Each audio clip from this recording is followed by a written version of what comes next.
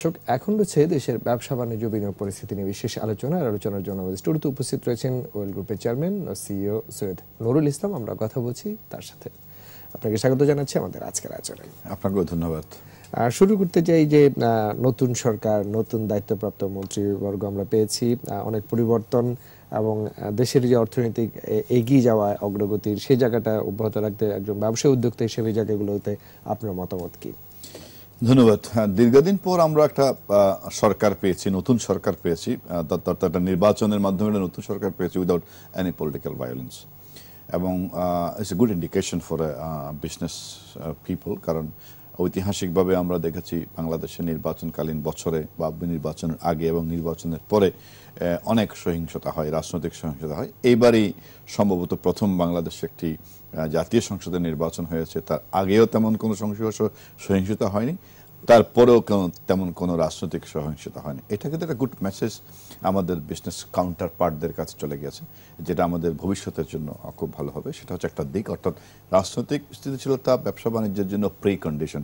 সেটা মনে হয় আমাদের রাজনীতিবিদরা ফুলফিল করেছেন, আমাদেরকে নিশ্চিত করেছেন যে এখন তোমরা নিয়ে মনের আনন্দে ব্যবসা বাণিজ্য করতে পারো, যে আমরা রাজনীতিবিদরা পলিটিশিয়ানরা এখন আর সেই তথাকথিত পলিটিক্সে নেই, আমরা ইকো পলিটিক্সের মধ্যেই ঢুকে গেছি। সেটাই ইন্ডিকেশনটা পেয়েছি। তার জন্য আমি রাজনীতিবিদদের কাছে ধন্যবাদ জানাই। আর আমার কাছে কেন জানি মনে হয় we are on right track. কারণ বর্তমান সরকারের ধারাবাহিকতায়, অর্থাৎ 10 বছর পর ওনারা যেই সব নীতিগত সিদ্ধান্তগুলো দিয়েছিলেন সেই সব সিদ্ধান্তগুলো কার্যকরী হবে আসলে এই পিরিয়ডে। তাই আমি মনে করি যে আমাদের ব্যবসা বাণিজ্যের এবং বিনিয়োগের জন্য একটা সুদিন অপেক্ষা করছে নতুন সরকারের অধীনে আগামী 5 বছরে। কারণ গত 10 বছরে বর্তমান সরকার কিন্তু মাননীয় প্রধানমন্ত্রীর নেতৃত্বে বেশ বড় বড় মেগা প্রকল্পের হাত দিয়েছেন। যেমন ধরি, আপনি যদি বলি চট্টগ্রামকে যদি আমরা যদি অর্থনীতির মূল চালিকা ধরি, চট্টগ্রামের ইনফ্রাস্ট্রাকচার চেঞ্জের জন্য বিশাল বিশাল প্রজেক্ট নিয়েছে, যেগুলো আগামী কিছু দিনের মধ্যে আপনার দৃশ্যমান হবে। যেমন ফৌজদারহাট থেকে পতেঙ্গা পর্যন্ত আউটার রিং রোডটা হয়ে যাচ্ছে, যেটাকে আমরা মেরিন ড্রাইভ বলছি, সেখান থেকে আবার টানেল হয়ে যাবে। চট্টগ্রাম শহরের রাস্তাগুলো বড় হয়েছে, ফ্লাইওভার এবং অন্যান্য ব্যবস্থাপনার কারণে চট্টগ্রামের শহরের চেহারাটাই পাল্টে গেছে। ঢাকা চট্টগ্রাম হাইওয়ের 4 লেনের কাজ শেষ হয়ে গেছে।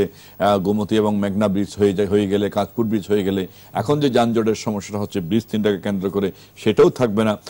সেই জন্য আমি মনে করি যে বিদ্যুৎ উৎপাদন ক্ষেত্রে একটা আমরা বিরাট সাফল্য অর্জন করেছি, এবং গ্যাসের যে স্বল্পতাটা ছিল সেটা এলএনজি কানেক্টিভিটির মাধ্যমে আমরা সমস্যার সমাধান করতে পেরেছি। সো আমি মনে করি যে পলিটিক্যাল স্টেবিলিটি প্রি কন্ডিশন ছিল, সেটাও আমরা এস্টাবলিশ করতে পেরেছি। ইনফ্রাস্ট্রাকচারাল যেসব লিমিটেশনগুলো আছে সেগুলো থেকেও আমরা বেরিয়ে আসার সময় হয়ে গেছে, আমাদের অলমোস্ট বেরিয়ে আসছি। এখন আসছে আমাদের দেওয়ার পালা, অর্থাৎ সরকার as per committed to the nation যা করণীয় তা করেছে। একটি স্থিতিশীল সরকার এখন ক্ষমতায় আছে।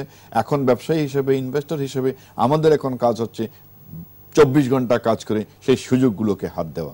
আপনি যদি অতীতের ফ্যাক্টস এন্ড ফিগারগুলোকে দেখবেন যে বড় ধরনের প্রাইভেট ইনভেস্টমেন্ট হয়নি।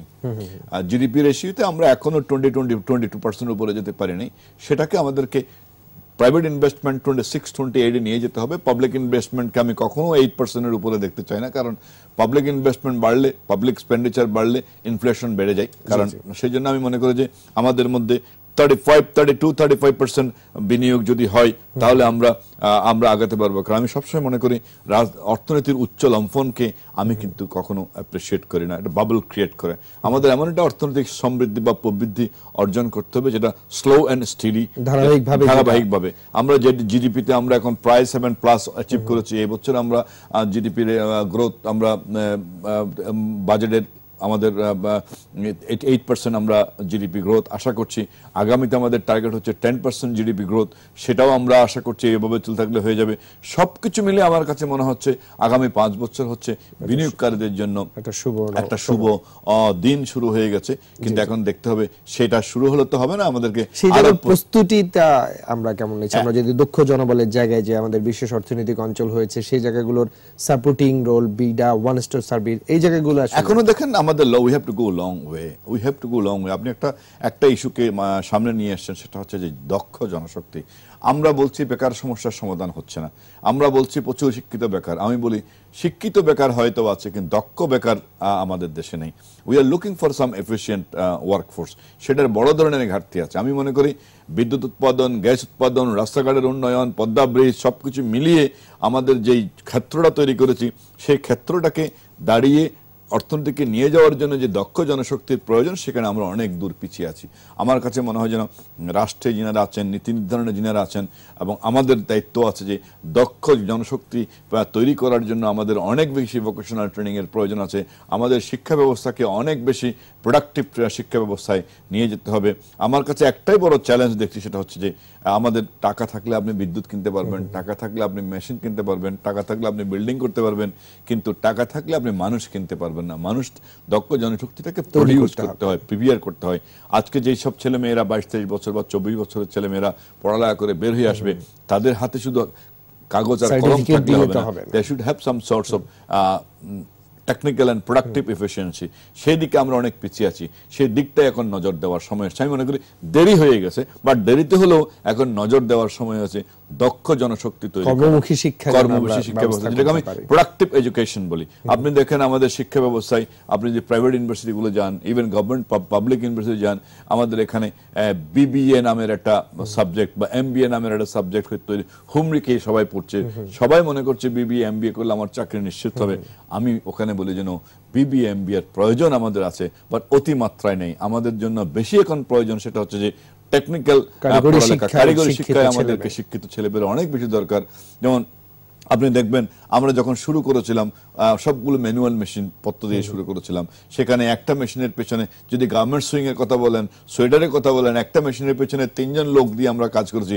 এখন আমরা চেষ্টা করছি একটা মেশিন দিয়ে, একজন লোকজন দিয়ে কিভাবে 10টা মেশিন চালানো যায়। তাহলে তাকে তো দক্ষ হতে হবে, 10টা মেশিন চালানোর জন্য তাকে দক্ষ হতে হবে। আর এখন আমরা মনে করেন 80-র দশকে যারা আমরা ব্যবসা বাণিজ্য শুরু করেছিলাম, তারা কিন্তু আমরা একেবারে হস্তচালিত মেশিন দিয়ে শুরু করছিলাম। এখন কিন্তু আমরা মেশিন পত্রগুলো আনছি রোবোটিক মেশিন পত্র।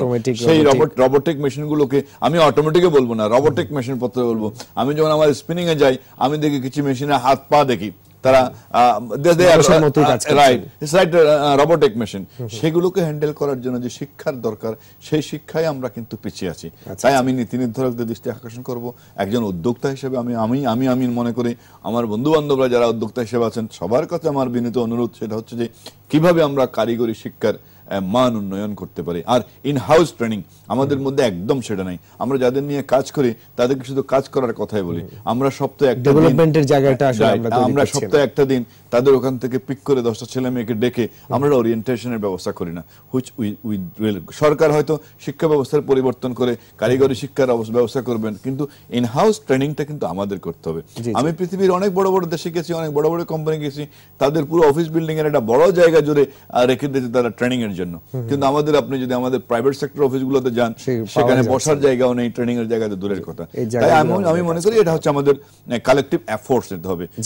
রাষ্ট্রকে নিতে হবে, রাজনীতিবিদ নিতে হবে, সাংবাদিক হিসেবে আপনাদেরকে আপনার ভূমিকা রাখতে হবে, ব্যবসায়ী সকলের জায়গা থেকে আমাদেরও ভূমিকা রাখতে হবে। আমরা একটা ছোট্ট বিরতি নিতে চাই, তারপর আবার ফিরছি। দর্শক, নিজে ছোট্ট একটা বিরতি, আমাদের সঙ্গেই থাকুন।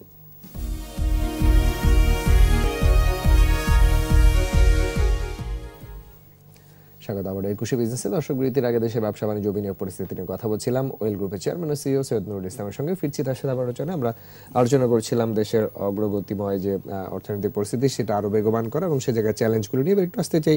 বিশেষ অর্থনৈতিক অঞ্চল করছেন সরকার এবং বিডা ওয়ান স্টপ সার্ভিস, যেটা আমি বিরতির আগে বলতে চাচ্ছিলাম, সেই জায়গাগুলো অগ্রগতি এবং চ্যালেঞ্জগুলো আপনি কিভাবে দেখছেন? হ্যাঁ, ওয়ান স্টপ সার্ভিস দেওয়ার জন্য বিডা যেভাবে কমিটমেন্ট দিয়েছিলেন সেভাবে আমরা এখনো পাচ্ছি না সত্যিকার অর্থে। বিডা চেয়ারম্যান সাহেব ব্যক্তিগত উদ্যোগে অনেক চেষ্টা করছেন, বাট দিন শেষে আপনি যদি একজন সেবা গ্রহণকারী হিসেবে যদি বলেন no, I am not happy, তাদেরকে they have to go long way. আর বিশেষ অর্থনৈতিক জোনগুলো কাজ শুরু হয়েছে, আমি অতিমাত্রায় আগ্রহী, সেটা হচ্ছে Mirsarai economic zone. Mirsarai economic জোনের অথরিটি যদিও বলছেন আগামী বছর থেকে আমরা ওখানে মুভ করতে পারবো, বাট আমার কাছে মনে হয় we need to more years to go there. আমি নিজেও ওখানে জমি কিনেছি, আমাদেরও প্ল্যান আছে ওখানে আমাদের শহরের ফ্যাক্টরিগুলোকে মুভ করে ওখানে নিয়ে যাবে। This are all very good efforts. এখন যেসব 100টা যে অর্থনৈতিক জোন আমরা সৃষ্টি করেছি, সেখান থেকে যদি এই আগামী 5 বছরে যদি 4-5টাকেও যদি আমরা যদি দৃশ্যমান করতে পারি, বিশেষ করে মিরসরাই অর্থনৈতিক জোনটাকে যদি আমি দৃশ্যমান করতে পারি, সামনে নিয়ে আসতে পারি, তাহলে অর্থনীতি বিরাট একটা ইম্প্যাক্ট হবে। একটা নতুন কনসেপ্ট নিয়ে কিন্তু আজকাল কথা বলা হচ্ছে, যে কথাটা অনেক আগে বলা উচিত ছিল, সেটা হচ্ছে যে ওশান ফ্রন্ট ইন্ডাস্ট্রি। আপনি গাজীপুর সাভার, আশুলিয়া, আমরা টাঙ্গাইলের দিকে ময়মনসিংহ পর্যন্ত চলে গেলাম ইন্ডাস্ট্রিগুলোতে। আমরা একটু ভেবেছি সেই ইন্ডাস্ট্রিয়াল র মেটেরিয়ালস গুলো চট্টগ্রাম হয়ে ইম্পোর্ট হয়ে আবার সেই গাজীপুরে যাবে, গাজীপুর থেকে প্রসেস করে আবার যাবে। তাহলে আজকে আমার এই গ্রোথ পয়েন্টটা যদি মিরসরাই থেকে চিটাগং হতো অথবা কুমিল্লা থেকে চিটাগং হতো, তাহলে আমার পোর্ট থেকে কার্গোটা ডাইরেক্ট ওখানে এসে ওখান থেকে ক্রস করে চলে যেতাম। যেমন মনে করেন আমি একটা অ্যানালাইজ করছি, লেটস সে আমি একটা গমের ময়দার কারখানা করব। আমি এখন একটা ময়দার কারখানা চিটাগং করে, চিটাগং থেকে কারণ আমার হুইট কিন্তু ইম্পোর্টেড, মিলিং করে প্যাকিং করে সারা বাংলাদেশে বিক্রি করা, আর চিটাগং থেকে এক ট্রাক ঢাকায় যদি আসে, গম ঢাকায় এনে 20,000 টাকা ভাড়া দিয়ে সেটাকে মিলিং করে সেটা প্যাকিং করে আবার, তাহলে শুরুতেই কিন্তু আমার 20,000 টাকা per truck cost of doing business বেড়ে গেছে। এই জায়গাগুলো কিন্তু আমাদের চিন্তা করার কথা ছিল। পরিকল্পিতভাবে হোক আর অপরিকল্পিতভাবে হোক, আমাদের গ্রোথ পয়েন্টগুলো হয়ে গেছে কিন্তু ওশান থেকে অনেক দূরে, যে কারণে আমাদের কস্ট অফ ডুইং বিজনেস অনেক বেড়ে গেছে। কস্ট অফ ম্যানুফ্যাকচারিং আমি বলবো, অনেকে বলে কস্ট অফ ডুইং বিদ্যুৎ সংযোগ পাচ্ছে না, গ্যাসের সংযোগ পাচ্ছে না, একটা লাইসেন্স বানাতে এতদিন লাগছে। আমি বললাম সবকিছুর ঊর্ধ্বে আমাদের এখন ভাবতে হবে যে আমার ইন্ডাস্ট্রিটা ওশান ফ্রন্ট হয়েছে কিনা। Chittagong zone is ocean front, এবং চিটাগং জোনকে কেন্দ্র করে যদি আপনি ইন্ডাস্ট্রিগুলো করা হন, যেমন দেরিতে হলো মিরসরাই ভিজিট করার জন্য যেনারাই চিন্তা করেছেন করে না মাননীয় প্রধানমন্ত্রীর নেতৃত্বে, তাদের মাথার মধ্যে রয়ে গেছে সেটা কিন্তু যে ওশান ফ্রন্ট ইন্ডাস্ট্রি। আমরা কিন্তু গ্লোবাল মার্কেটে কম্পিটিটিভ হতে হবে। আপনি শুধুমাত্র বাংলাদেশের মার্কেটকে কেন্দ্র করে যদি আপনি ম্যানুফ্যাকচার করেন, তাহলে আপনি কিন্তু ভালো করবেন না। আপনাকে দেখতে হবে globally whether you are competitive or not. কারণ আমরা WTO আন্ডারে WTO সাইন করা একটা দেশ। আমি ইচ্ছা করলে কিন্তু আমাকে অনেক ডিউটি দিয়ে আমাকে প্রোডাকশন করা যাবে না। তাই আমি যে পণ্যটা আজকে উৎপাদন করছি দেশে, পাশের ইন্ডিয়া বা শ্রীলঙ্কা বা ইন্দোনেশিয়া, মালয়েশিয়া, চায়না সেটা যদি কম্পিটিটিভ হয়, তাহলে আমি আমার পণ্য কিভাবে বিক্রি করবো? তো আরেকজন ইম্পোর্ট করে নিয়ে আসবে। সেজন্যই গ্লোবাল কম্পিটিটিভনেসটাকে মাথায় রেখে আমি মনে করি আগামী দিনের এমন কিছু ভাবা যায় কিনা যে আশুলিয়া, সাভার থেকে ইন্ডাস্ট্রিগুলোকে মুভ করে চিটাগং জোনে নিয়ে গেলে একটা ইনসেন্টিভ দেওয়া হবে। লেটস সে 5 বছরের জন্য যেসব ইন্ডাস্ট্রিগুলো এখন ট্যাক্স হলিডে পাচ্ছে না, সেগুলোকে আমরা 5 বছরের জন্য নতুন করে ট্যাক্স হলিডে দেবো। যদি আমাকে বলা হয় আমার একটা গাজীপুরে ফ্যাক্টরি আছে, এই ফ্যাক্টরি তুমি যদি রিলোকেট করে চিটাগং চলে যাও, তোমাকে আগামী 5 বছরের জন্য আমি ডিউটি ট্যাক্স বেনিফিট দেবো, অথবা আমি এই ইনকাম ট্যাক্স বেনিফিট দেবো, যেটা কিন্তু চায়না করছে। চায়না তার ওশান ফ্রন্ট ইন্ডাস্ট্রিগুলো করার জন্য যেসব সিটিগুলো সমুদ্রের পাশে আছে, সব সিটিগুলোতে স্পেশাল ইকোনমিক জোন করে বলা হচ্ছে তুমি যদি ওখানে যাও বিদ্যুতের দাম কম হবে, তুমি যদি ওখানে যাও গ্যাসের দাম কম হবে, তুমি যদি ওখানে যাও তাহলে তোমার ইনকাম ট্যাক্স রেট কম হবে।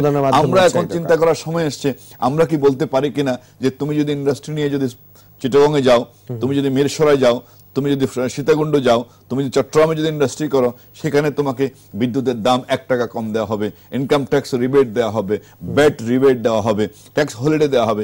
এই ধরনের কথাগুলো নিয়ে কিন্তু এখন ভাবার সময় হয়েছে। কারণ আমি এখন একদম গুরুত্ব দিচ্ছি সেটা হচ্ছে আমাদের আগামী প্রজন্মের জন্য ইন্ডাস্ট্রিগুলোকে আমাদেরকে ওশান ফ্রন্ট করতে হবে। ওশান ফ্রন্ট না করলে আপনাকে কিন্তু টিকে থাকতে হবে না। ওশান ফ্রন্ট করতে হলে কি করতে হবে? চট্টগ্রাম কেন্দ্রিক যেই বন্দর সেটাকে মাথায় রেখে, চট্টগ্রাম কেন্দ্রিক যে সমুদ্র সেটাকে মাথায় রেখে আমাদের রিসোর্সগুলো মুভ করে ওখানে নিতে হবে। পায়রা বন্দর যদি কাজ করে, পায়রা বন্দরের আশেপাশে আমাদের ইন্ডাস্ট্রি করা যায়। আপনি মংলা বন্দরের আশেপাশে কিন্তু এখন ইন্ডাস্ট্রি হয়েছে কি জন্য? স্পেশালি LNG কি বলে ওগুলোকে গ্যাস সিলিন্ডারের যে বিজনেসটা, অর্থাৎ CNGর ব্যবসাটা, সেটা কিন্তু মংলা পোর্টকে কেন্দ্র করে হচ্ছে। That's a good decision. সেই জন্য আমি মনে করি আমাদের যেটা সক্ষমতা রয়েছে সেই জায়গাটায় নজর দেওয়া যায়। বন্দরের সক্ষমতাটার জায়গাটা একটু যদি, হ্যাঁ, বন্দরের সক্ষমতাও কিন্তু চট্টগ্রাম বন্দর কিন্তু দিন দিন তার উত্তরণ ঘটেছে, সেটা কিন্তু আপনাকে মানতে হবে। 5 বছর আগে যদি চট্টগ্রাম বন্দরের হ্যান্ডলিং ক্যাপাসিটি কত ছিল, এখন কত অলমোস্ট ডাবল হয়ে গেছে। বন্দরের সক্ষমতাও কিন্তু আমাদের উন্নত হয়েছে, কিন্তু চট্টগ্রাম বন্দরের যে জায়গা আছে সেখানে ইচ্ছা করলে তো আপনি ডাবল ট্রিপল করতে পারবেন না। সেই কারণে সরকার ডিপ সি পোর্ট নিয়ে ভাবছে, সরকার একটা গুরুত্বপূর্ণ জায়গা নিয়ে ভাবছে, সেটা হচ্ছে বে টার্মিনাল করার জন্য।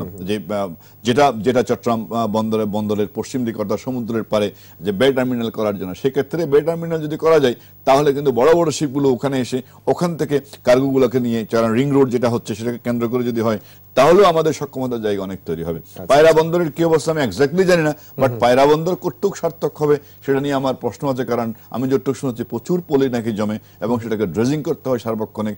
মংলা বন্দরের অবস্থা সেম। তাই চট্টগ্রাম বন্দর কিন্তু গড গিফটেড চট্টগ্রাম বন্দর, এটাকে প্রকৃতি প্রদত্ত, এবং চট্টগ্রাম বন্দরকে কেন্দ্র করে যদি আগামী দিনের শিল্পগুলো যদি গড়ে উঠে যায়, অর্থাৎ মিরেশ্বরের মতো যদি আরো কয়েকটা শিল্প অঞ্চল করা যায়, তাহলে আমি মনে করি ইকোনমিতে আরো বেশি ইম্প্যাক্ট হবে। আমরা শেষ দিকে এসে আলোচনা শেষ করতে চাই যে এই যে চ্যালেঞ্জগুলো নিয়ে কথা বলেছেন, তারপরও সরকারের যে সহযোগিতা এবং আপনাদের যে সাহসী ভূমিকা, সেই জায়গাটায় সামনের সময়গুলোতে আর কোন কোন জায়গায় আমাদের অনেক বেশি নজর আমি বললাম যে ফার্স্ট হচ্ছে পলিটিক্যাল স্টেবিলিটি যেভাবে আছে সেটাকে ধরে রাখতে হবে।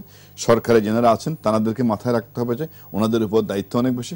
বিরোধী দলে যারা আছেন তাদের উপর মাথায় রাখতে হবে যে অর্থনীতিটাকে বাঁচিয়ে যাতে রাজনীতি করে। তাই আগামী 5 বছর যদি আনইন্টারাপ্টেড ব্যবসা করা যায় তাহলে আমরা কিন্তু ভালো করব। সেকেন্ড ইস্যু নিয়ে আমি কিন্তু সব বিষয়গুলোকে অ্যাড্রেস করা হয়েছে, গ্যাসের কথা বলা হয়েছে, বিদ্যুতের কথা বলা হয়েছে, স্পেশাল ইকোনমিক জোন, কিন্তু একটা জায়গায় আমরা এখনো প্রপারলি অ্যাড্রেস করছেন, সেটা হচ্ছে দক্ষ জনশক্তি। এবং দক্ষ জনশক্তি সৃষ্টি করতে না পারলে আমাদের কোনো পরিকল্পনায় কিন্তু তাই সেটাই আমি মনে করি যে আজকে থেকে আমরা নতুন করে কথা বলি যে how we can make a productive যে ডেমোগ্রাফিক ডিভিডেন্ড আমরা এখনো পাচ্ছি, সেই সুযোগটি কিন্তু দীর্ঘদিন আমরা এখনো কাজে লাগাচ্ছি না, কাজে লাগাতে হবে। এই সক্ষমতা আমাদের অবশ্যই তৈরি করতে হবে, আমরা সেই প্রত্যাশা রাখছি। আপনাকে অনেক ধন্যবাদ ব্যস্ততার মাঝে আমাদেরকে সময় দেওয়ার জন্য। ধন্যবাদ। প্রিয় দর্শক, এতক্ষণ দেশের ব্যবসা বাণিজ্য বিনিয়োগ পরিস্থিতি নিয়ে কথা বলছিলেন ওয়েল গ্রুপের চেয়ারম্যান ও সিইও সৈয়দ নুরুল ইসলাম। দর্শক, এবার নিয়েছে আরেকটা বিরতি, বেলা 2:35 আবার ফিরে আসবে একুশে বিজনেস। ততক্ষণ আমাদের সঙ্গেই থাকুন।